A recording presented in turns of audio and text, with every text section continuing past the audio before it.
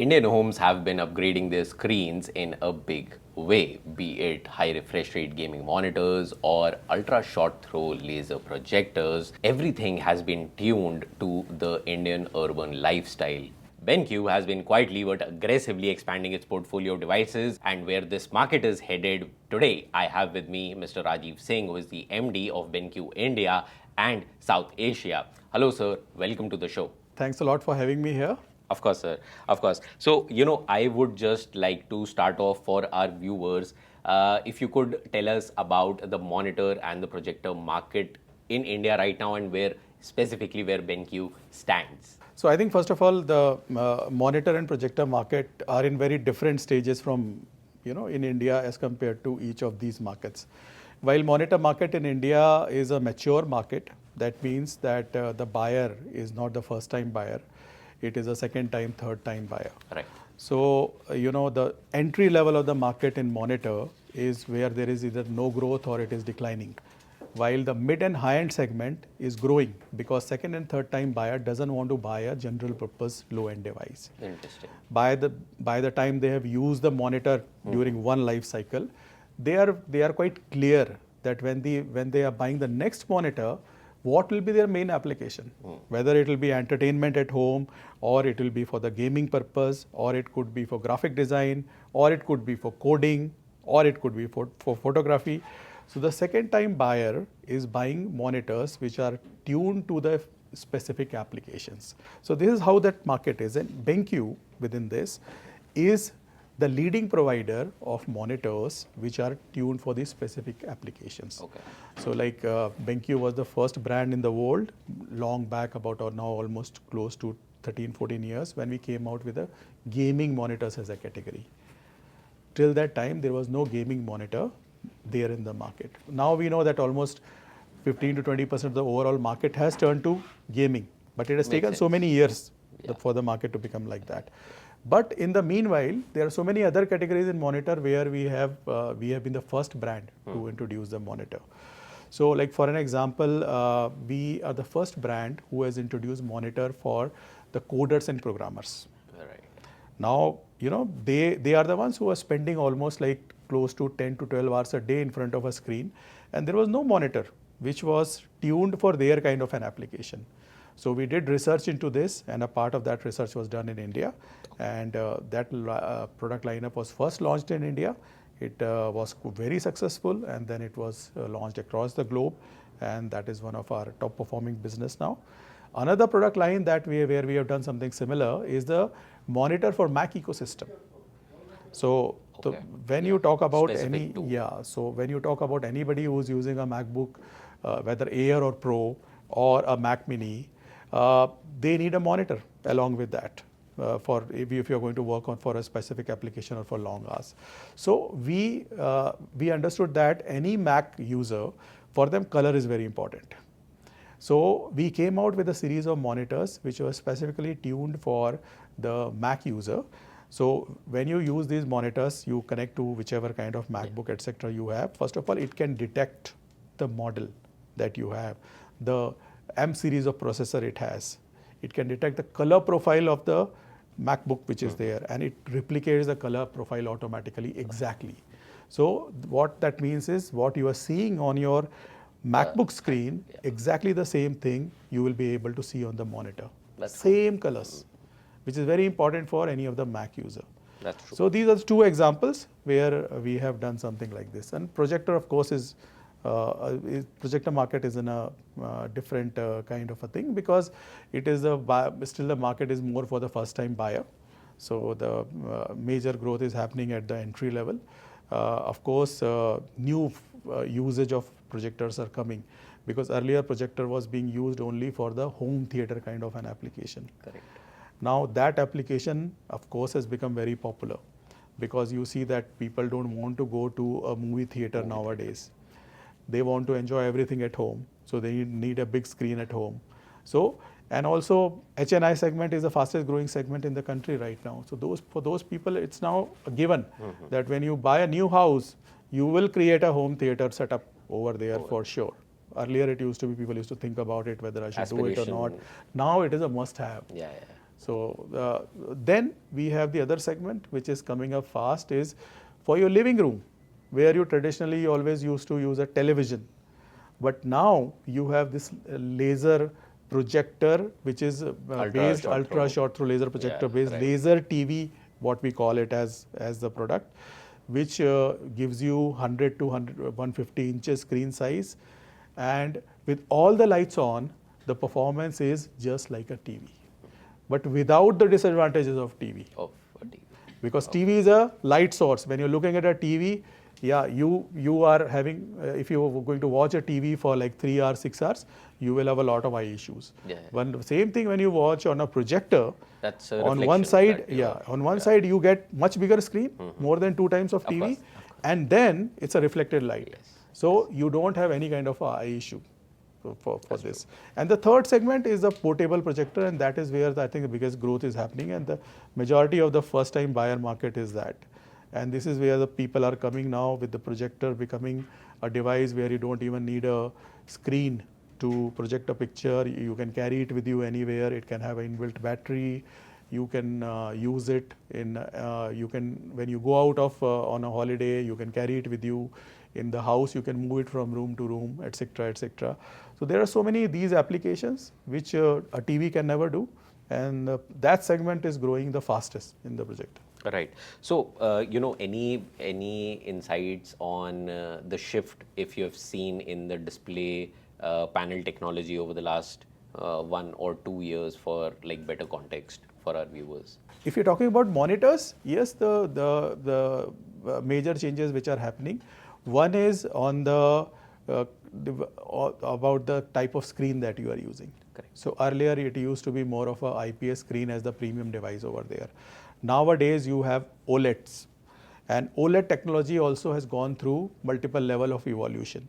It has had lot of problems in the beginning, and now only OLED has stabilized. Now we are into Gen 4 of OLED. Okay. So all the previous disadvantage or issues that you used to have the previous generation of OLEDs are now sorted out.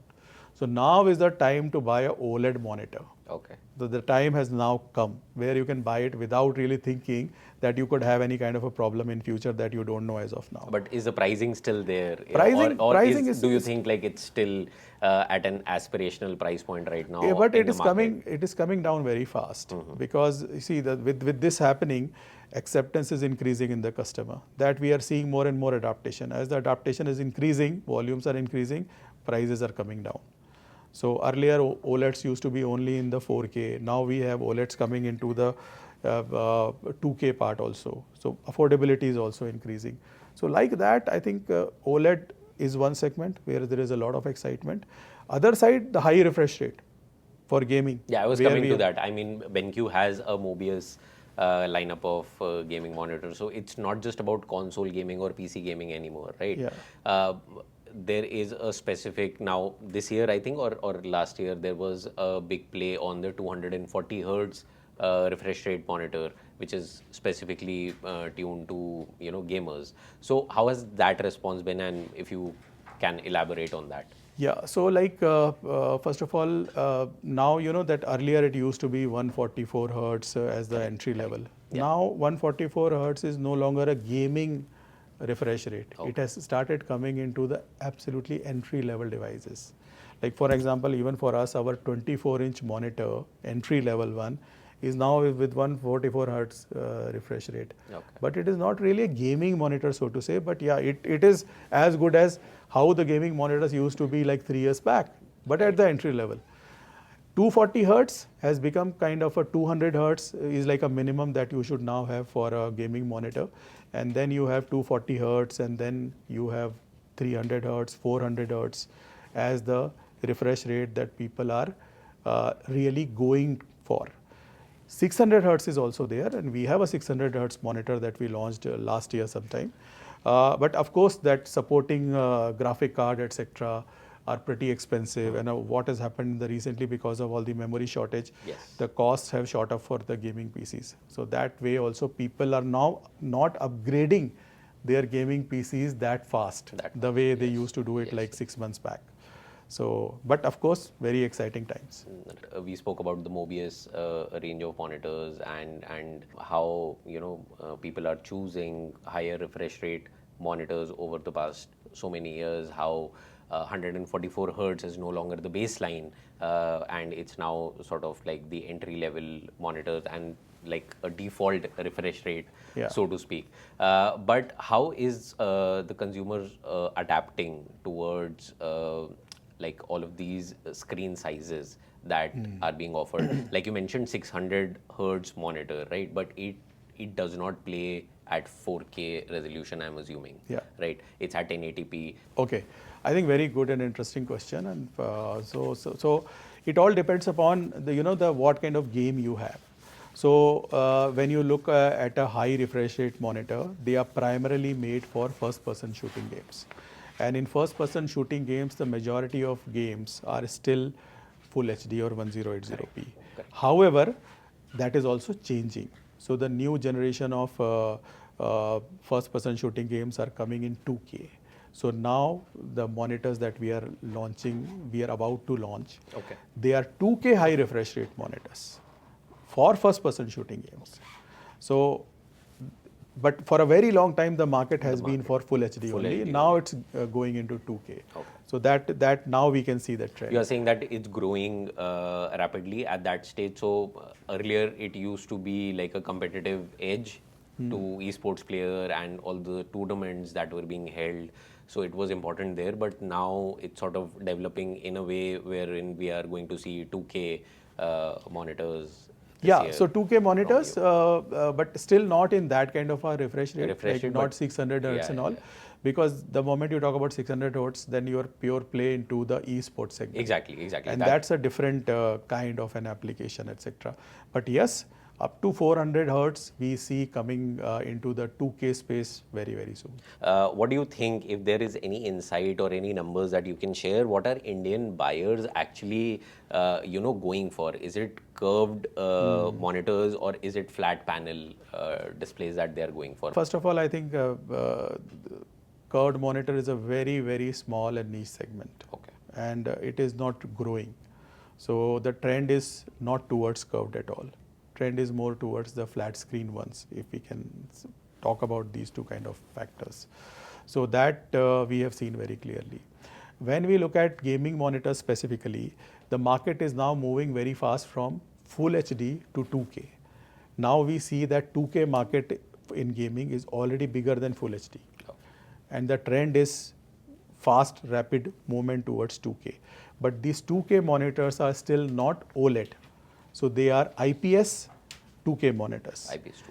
But what Makes we are going to see now, we are going to see a much faster adaptation happening in 4K, and that will be led by OLED.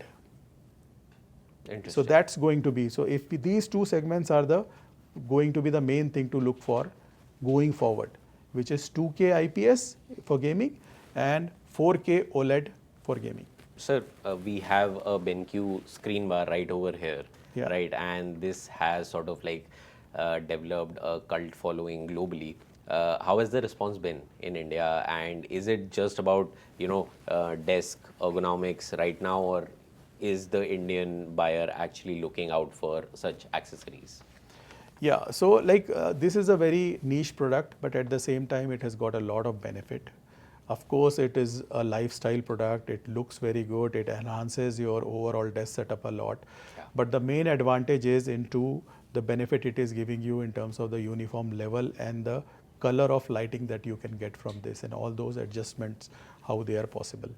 What we are seeing is that adaptation is mainly happening at the higher end right now because we have multiple models.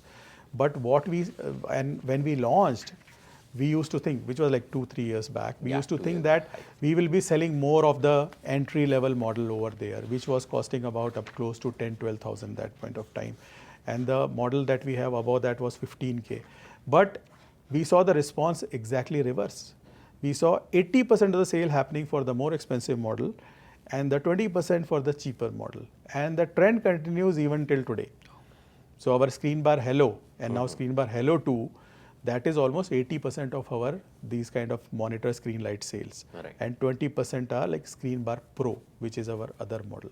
So people are looking for device which really gives them something very different, which they are not getting from anybody else, and they are ready to pay a price for that. So let's move on to the projector category. Gaming is a huge part of BenQ's portfolio, right? And gaming projectors for that matter. How is the Indian gamer sort of right now? What's their mind space? Are they still open to say 100-inch gaming on a 100-inch screen? How has that reception changed, or is it not there? Is it still a niche category, you will say? Yes, still that's a niche category Okay. when it comes to the India market. It is growing, it is gaining traction, Right. but it still remains a niche market because gamers still prefer to play on either on a monitor or a TV kind of a screen. Right.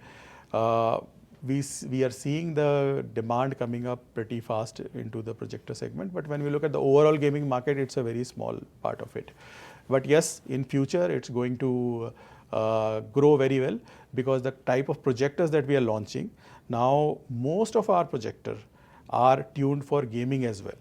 So while they are primarily for your binge watching, movie watching, cricket match watching, etc., but at the same time, they have got a low latency. Okay. So they can perform very well in for all your gaming application also. That's nice. What will you say is sort of the traction with the UST monitors and laser TVs like you mentioned? Is it still aspirational, or when will that sort of ceiling break wherein that these particular products, the laser TV and ultra short throw projectors, will become sort of mainstream? Okay. So when it comes to the performance of the laser TV, I think that has already reached a pretty high level. Okay. The performance is absolutely like kind of for a normal customer, if you see a laser TV of BenQ on demo in a shop, yeah, or any other place, you will be blown away with the performance. You could never expect that with all the lights on, you can get this kind of a projection. So the and also the colors are absolutely, they are getting into almost like 95-97% of REC 2020, which is the highest color standard. Yes, yeah. yes. And also the technology of laser TV is moving from, earlier it used to be like a normal blue core laser, and now it is moving to the 3 laser technology, Okay. RGB laser. RGB. Laser. So from that point of view, I think it is pretty much there. But for a adaptation point of view from the market, the price points are yet to come down. So that is happening, but I think the right now the rate of price decrease is still on the lower side. Okay. When it gains momentum, that's where the affordability will increase. Okay. From the performance point of view, we are very much there, but from the affordability point of view, I think we have a good ground to cover overall as an industry. Great. Any numbers that you can share in terms of like the demographic that is driving this growth in this particular segment? Yeah, so that is where I think there is a big change. Earlier, the home projector market used to be of buyers who are like a middle income or at least middle aged kind of a buyer. Once you have your house, then so it's not a rented house; it is your own house. Then you look for a home theater kind of a setup. So that buyer was not really on the younger side of this. Today's main buyer of the projector is very much the millennials. Okay. And they have a very different lifestyle. So they use everything which is a portable device which carries with them.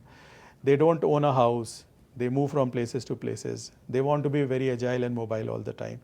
So they don't like TV kind of a device which is a fixed device to one particular place. They are liking the portable projectors a lot. And I think that is driving the demand in the overall industry. So this is a big change which has happened in last 5-6 years. Majority of the market that we see at the lower end, and we are not present in that particular market. Correct. And that is where there are big volumes for projectors which are costing anywhere between like 7,000-8,000 rupees to 20,000 rupees. But these projectors have they are from a different technology. They are from one LCD technology. And there are inherent limitation of that technology. While it is affordable, but the life of that is typically about only about 1,000 or 1,200 hours at the max. So that means these projectors are not designed to be used for a very long time. Right. But of course, they are giving an initial experience to the customer. Yeah, that's sort of like an Entry into it. And the fact that the life cycle is so short, this customer will upgrade very fast. Like in case of a monitor, for an example, customer will use it at least for 3 to 5 years for next upgrade. But in case of this cheaper portable projector, I think 1 year will be the time after which this buyer would go for the next level of portable projector, where we are, where the life is like 30,000 hours, where the performance is far better. So you like the projector kind of a device at home, but yeah, it was a mixed experience for you. Now you go for something which is far better over there. It's still a portable projector, but very different level of performance. And I think about this customer would upgrade in about 1 year to 1.5 years at the max. Right. So I think that we see that market as a big potential for us. Right. No, that makes sense. So, sir, everybody is talking about AI. It's the new buzzword in town, right? How? What's your strategy over there? How are you incorporating AI into BenQ's product lineup, and what's the play over there?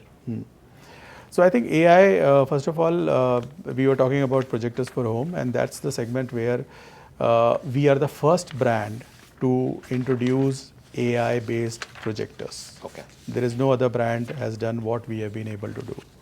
And we already have an edge because we launched the first AI-enabled projector almost 6-8 months back. Okay. And there has not been anybody else coming out with that.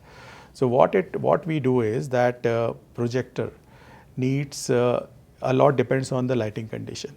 So it needs calibration. Now calibrating a projector is not a simple exercise. It has to be performed by a professional.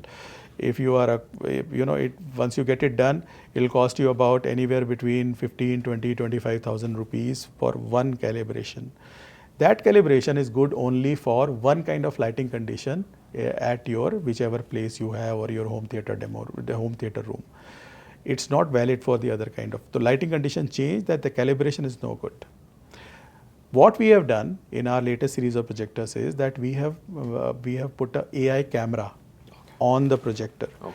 So when the projector is projecting on the screen, it is continuously looking at the picture, and it is doing AI-based calibration automatically. So it's a frame-by-frame calibration which is happening on the real time, depending upon the lighting condition. So any lighting condition changes, the calibration, the AI-based calibration again changes the performance of the projector. So this is something which was, you couldn't even think about this maybe 2 years back. And now it's there. Right. Any other features that are there in this particular projector? If you could just tell us our viewers about the model and so that model is range. W2720i. That is for home theater application, and the price point for that starts from about close to 2.5 lakh rupees onwards. However, we have done a lot of AI-based feature building into our portable projectors also. So when you buy our portable projectors now, they are like an automatic device. You have to do nothing. Yeah, in the GV series, you have to do nothing. You just put it on. It can sense the surface on which the picture is being projected. If there is any obstruction, it will move the picture automatically from that obstruction to that side of the wall where wall is clear. Yep. It will make the whole image, rectangular image properly without doing any kind of a setting through AI. And so all of this put together, the whole projector becomes like a automatically working device for you using AI. Yes, and of course your AI has to really help, is to be of meaningful use to the customer. Correct. So we are focusing on giving that to the customer. So, sir, you have expanded D2C and offline retail aggressively, right? In tier 2, tier 3 cities, what is that entry point for BenQ for users? Which is that particular product that serves as an entry point for BenQ? So, see, first of all, this is kind of a thought in the people's mind that the home theater market is a metro-centric market. Okay. But that's not the truth. We have equally good sale coming from tier 2, tier 3 cities. And there are specific geographies in the country where these things are like very, very, very prominent. For an example, if I talk about South, so you take entire Kerala. It does not matter whether you are in which part of Kerala, you have a good home theater business opportunity. When you go to Andhra Pradesh, the market is there everywhere because Andhra Pradesh anyway is a movie crazy place. Plus, the moment you move from the bigger cities to smaller cities, the houses are bigger. So, more space. So many people can actually, they have space for a home theater. So we are seeing that majority of the new business is coming from these B and C class cities, which is a very interesting trend. Finally, if you had to, recommend one BenQ product to anybody who's, looking for something for the Indian household right now, what would that one product be? I would say that the product which is kept here, Okay. which is TK705i. So this I think fits every kind of a household for every kind of a requirement. And I would recommend this product because you can use this as an installed projector. It has got pretty decent level of brightness. It has again got AI inbuilt into it. Then you can also use it as a portable projector. You can move it from place to place and it can set up the thing for you anywhere. And plus it is so good looking. Yeah. So all of this put together makes this particular projector a very irresistible buy for the Indian household. So it's definitely good looking as we were talking about it before starting this. Most underrated feature on a BenQ product that you would like to really talk about. Most underrated feature on either the projector or the monitor, your choice. I think the most underrated feature which is there is eye care. Okay. Into the monitor, specifically into the monitor, because eye care is something which is very important for any of the user because of the blue light coming, because ultimately all monitors are, whether it's a monitor or a TV, they are direct display devices. So when you're looking at them, you're looking at a light source.